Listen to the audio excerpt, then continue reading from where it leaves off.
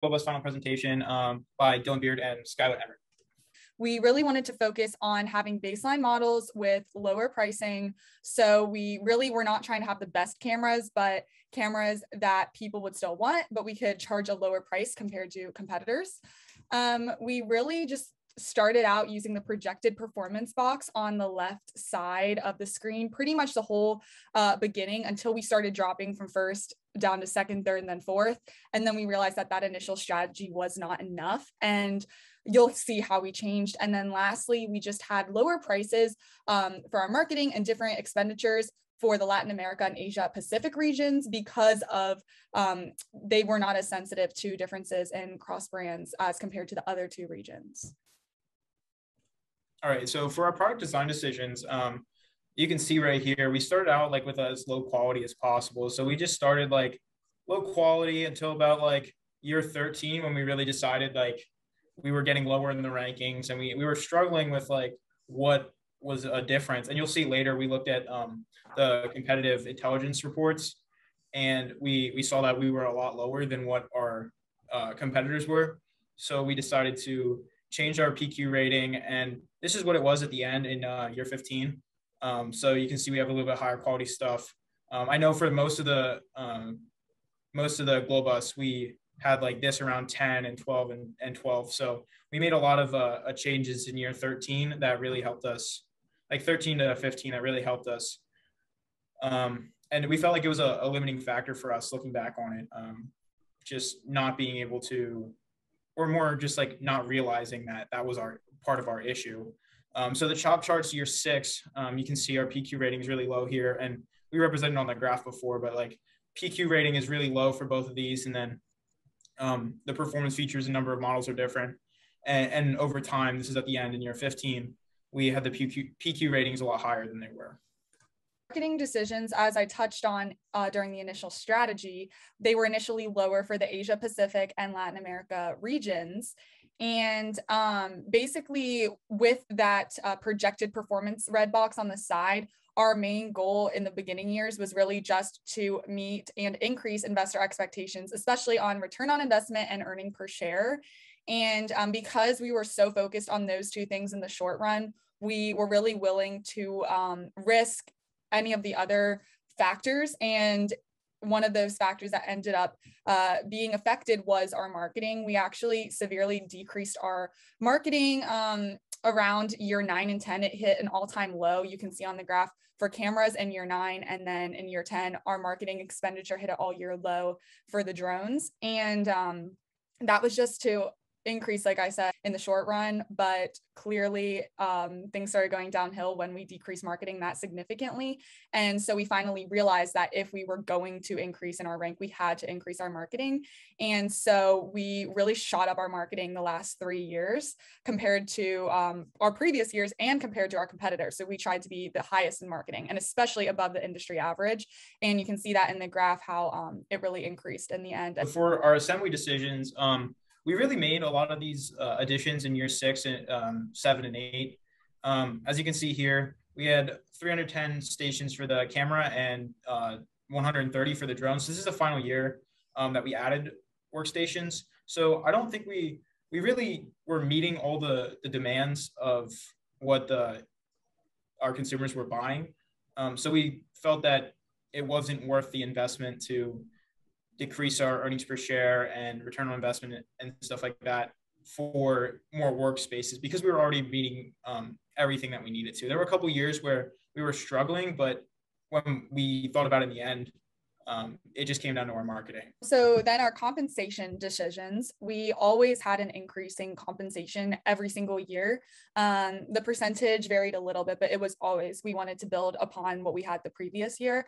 And that's something we stuck to from the beginning all the way to the end. So you can see that in our top graph on this slide, it was in an upward slope. Of course, sometimes it didn't increase as much, but there was always some increase. And with that, just with different decisions we made, we were able to get our our labor costs down a little bit. You can see it fluctuated, but we were able to get it down from the beginning years, which was a goal of ours. Over the 10 years that we were in it, we had a total increase from beginning to end. It was $6,555. But one thing that I think we definitely learned throughout the process was that increasing compensation was not a direct correlation to increasing productivity.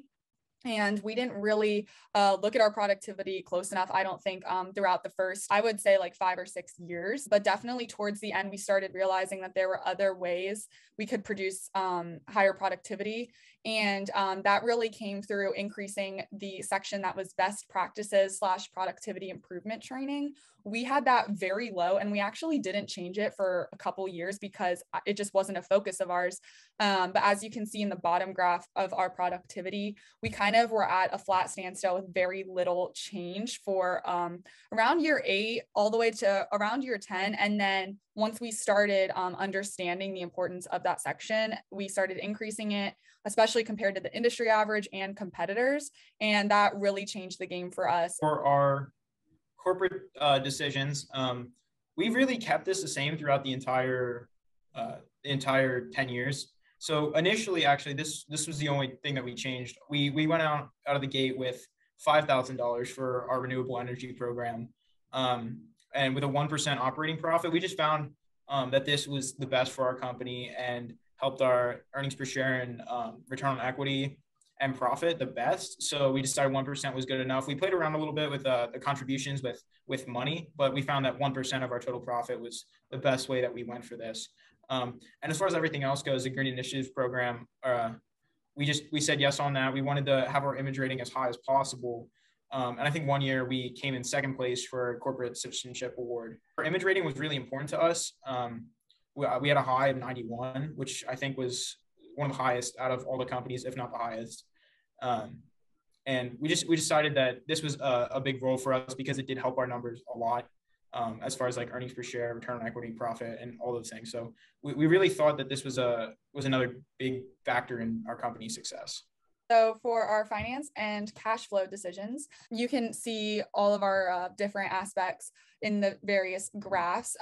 We didn't have specific years until year 13 that we really made a huge change. Just throughout the first couple years, we purchased stock periodically. We would issue it, sell stock. It definitely helped us here and there with minor advances in the competition. Really, we hit an all-time low of 4th place going into our year 13. And we basically figured that we had to do something or it was game over for us. So we decided to take out a 10-year loan and use all of the money from that loan to purchase the highest number of stocks we could. Of course, we didn't know how it was going to play out, and it really worked in our favor, and it spiked our return on equity. You can see in the top graph how it spiked for year 14.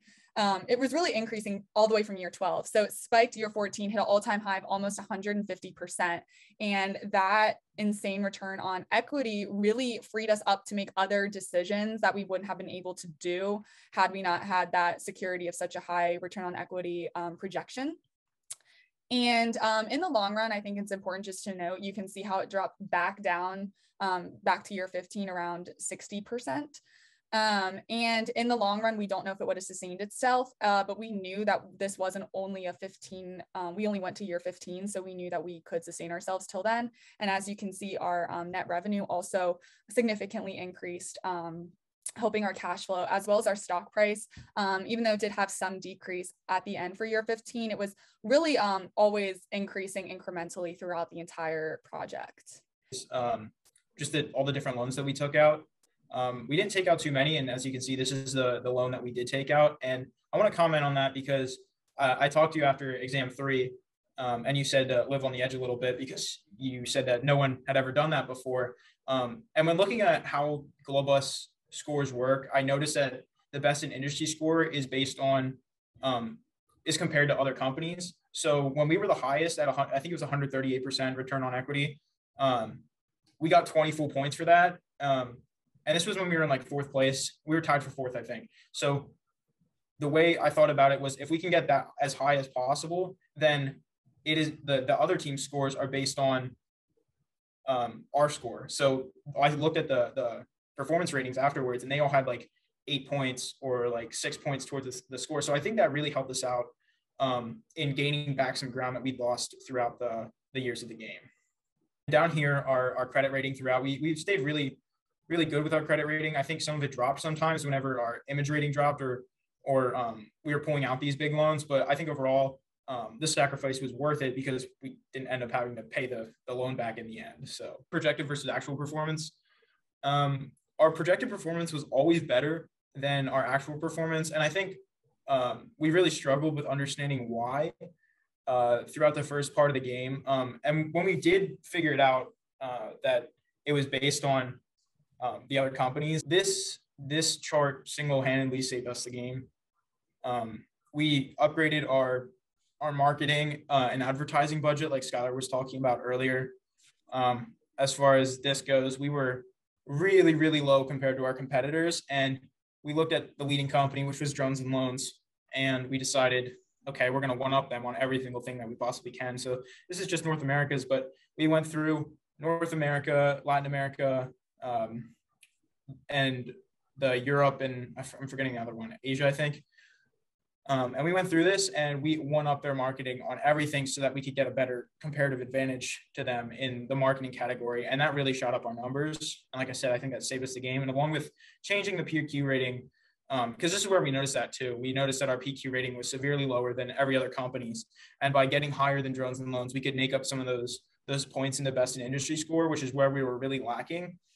And it's just skyrocketed with us. So I really think this helped us more than anything. And it's a shame we really didn't find it a lot earlier, because I think we would have placed maybe a little bit higher. Looking back over our time. So first off, just taking more risks with possibly, but just how we talked about with that really big risk of the loan and buying our stocks to increase return on equity. That was one risk that we did that we look back on, said, wow, that really benefited us. And I think there were more opportunities like that, whether that was with stocks, marketing, changing up our camera models earlier in the game, trying to undercut our competitors on price earlier in the game, whatever that is, we just should have taken more risks. And secondly is just really focusing on PQ ratings to base our design models. We did not use that as our guidelines for the first couple years. And Dylan touched on that in our assembly decisions, but that's something that could have helped us. Never should we have ever decreased our marketing expenditures just to meet those investor expectations short term. Wish we always increased and marketed at a higher cost than the industry and competitors.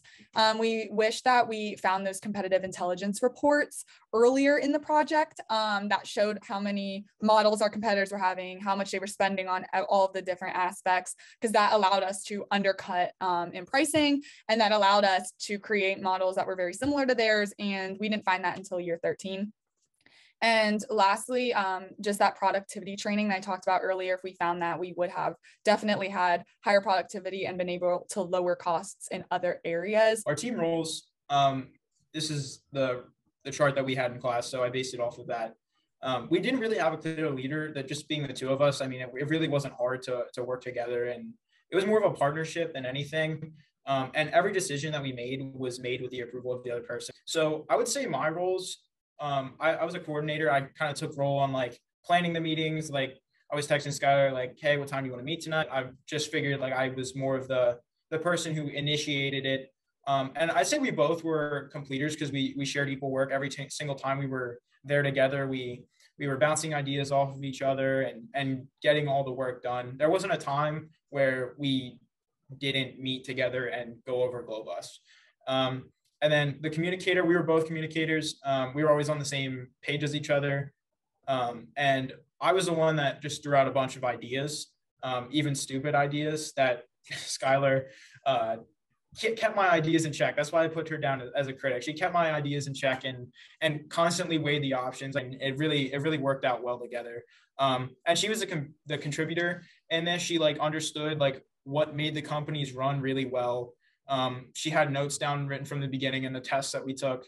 And she really like understood how the PQ rating was affecting like what marketing we should do in different countries. So she was a contributor. and had most of that information. And I was a cooperator and just supported those ideas. And I was like, oh yeah, I mean, that makes a lot of sense. I think you heard that saying a lot. Yeah. And then she was the calibrator and just kept us on track with everything that we had to do. And lastly, lessons learned. So first off is just real life skills of how to run a company and how investing and compensation and product design, all that stuff really affects cash flow, revenue, all of those types of things. Secondly was the importance of teamwork. More specifically, I think we learned the importance of learning each other's strengths towards the beginning and how we like to communicate, and just like learning more about each other personally before just trying to jump into a project like this. It really helped us just be more cohesive and I think achieve the best we possibly could.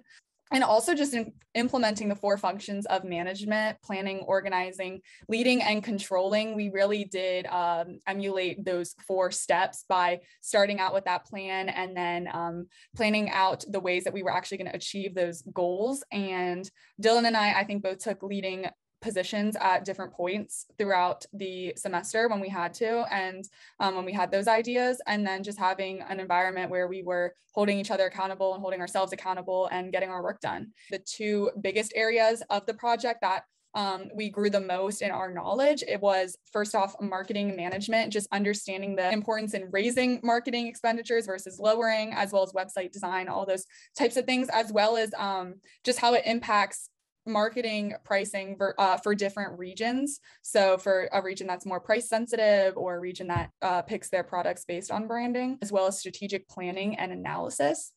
We learned a lot about just how to look at investor expectations, looking at performance highlights and all those different types of sheets that really helped us realize and plan what we were going to do in the next year and realize which aspects were most important for us to achieve. And yeah, that's it. Thank you. Thank you.